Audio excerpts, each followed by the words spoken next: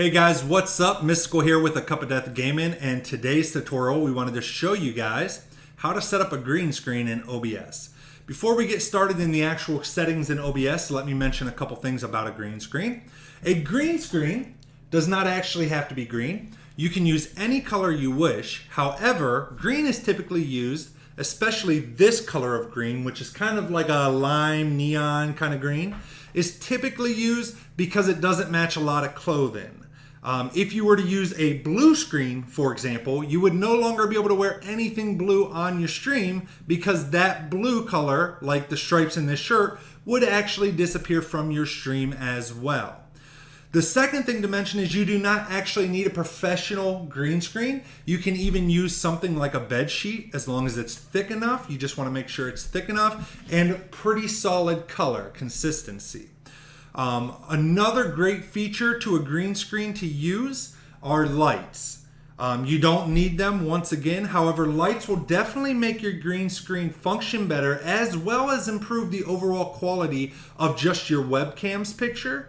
And the way that it helps with your green screen is it'll help get rid of a lot of additional shadows and stuff, which can sometimes wreak havoc when you're trying to green screen out your background. So now that I mentioned those, let's go ahead and dive into OBS and show you exactly how to set it up. It's actually extremely simple with the latest versions of OBS, especially if you're using OBS Studio as I am. So the first thing you want to do is set up your scene, which most of you should know how to do by now if you're looking into setting up a green screen. If not, we do have other videos on the aCupofDeath YouTube that can help you out with that. So for example, in this scene, all I have set up is the webcam so you guys can see me nice and big. And once you have your webcam under your sources, video capture device, you want to right click on it and go to your filters. Once inside your filters, you have audio and video filters at the top, and you have effect filters here in the bottom. We want the effect filters, and we want to click the little plus button to add, an effect filter to the scene. And at the very bottom here, you have one called chroma key. Chroma key is actually what it's called when you remove the background by using a color. So we want to go ahead and click on chroma key. You can name this green screen. You can leave it as chroma key, whatever you want to leave it at, but go ahead and name it, then click OK. And boom! By default, if you're using green, your background should disappear. But wait a second, Mystical, there's a little problem.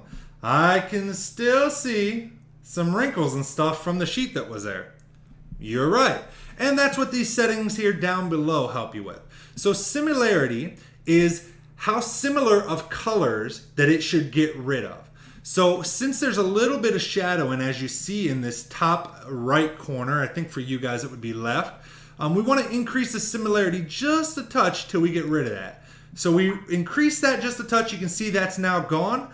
And then, that gets rid of all those shadows and stuff. And that's where I said that having lights that shine onto the scene actually assist in making sure that that's a smooth transaction. Or I guess I'd say transition. Okay, so once you have your similarity set, you want it just turned up enough that you get rid of those wrinkles and stuff. So it might even be better going up just one at a time. Looks like it's all gone at about 413. We'll just make it an even 415, call it good. Smoothness is how smooth everything blends in with the background. So the more I turn smoothness up, the more you'll start seeing me blend into the background until eventually I'd be completely almost gone.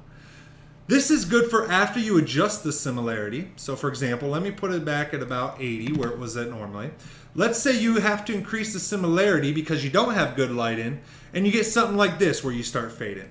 Smoothness would help bring out you back out into the picture, okay? So if you don't have good lighting, that may be something you have to adjust the smoothness. If you have pretty decent lighting, you really shouldn't have to mess with the smoothness or the key color spill reduction pretty much. Key color spill reduction is just how much the colors kind of pop.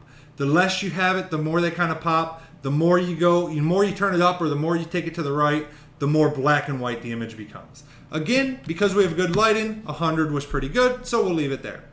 Opacity is just how much you blend into the scene. Turning this down, so let's say 50, would make you be a little opaque, which this could be nice if you're playing a game and there's not really a certain position where you work too well, you could use opacity so that the game would actually be seen through you a little bit, but you'd still appear on top of it. We normally find a good spot, so we never mess with that and leave it at 100. Your contrast, brightness, and gamma, those are the same as pretty much just when you're adjusting the brightness and the gamma of your webcam.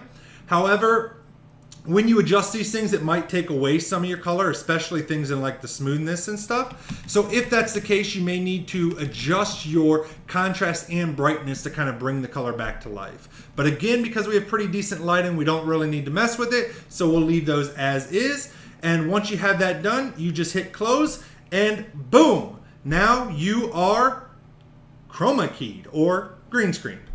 And if we were going like a lobby, for example, like here I have one set up for League of Legends, and you can see we have our top bar with our recent followers, recent donos, top donos, and here I am in the bottom right. Now, by getting rid of that, here, well, let me show this first. Let's go back to our filters and turn it off for 1 second. You can do that just by clicking the little eye. So normally, if I was to have my webcam up, this is what you would see on my live stream. You see all of this background. It probably wouldn't be a screen. It'd just be the background of the room I'm streaming in. And this would cut over the entire game that I'm playing. So you would lose the whole bottom right corner of the game that's being captured. But by having a green screen and by having it turned on, I'm sorry, I gotta go back to filters. I went to properties. But by having that green screen on, now you actually, in all this black space where there once was a background, the people that are watching your live stream can actually see all your game all the way up and around you. And again, if you turn the opacity down, they could actually see the game behind your own figure. So that's one of the great things about having a green screen and utilizing that feature in OBS. Again, believe it or not, it's not that hard to get set up with a professional green screen and with professional lighting. For example, the kit that we use here at aCupofDeath, I purchased for about $200, and that included 4 studio lights plus the green screen and the kit to hang the green screen and everything. So, carrying bag, all that jazz. I'll actually link the product to Amazon in the description below. And just complete disclosure, if you do end up buying it through our link, we will make a little profit. I just want to be completely honest about that. But I'm not recommending it because of that. It's the one we actually use, and it has worked perfect for us. So if you're on a budget, don't have a lot to spend, this is definitely a nice kit that, a little expensive still, about 200 bucks, but for what you get, I definitely think it's worth it. All right, guys, make sure if this video helped you out, you hit that thumbs up button and make sure you subscribe to our channel for more tutorial videos on growing your live stream, on taking your live stream to the next level, and all that awesome jazz. Thanks so much for tuning in. Please like, share, subscribe. Much love. Until next time. Let it go.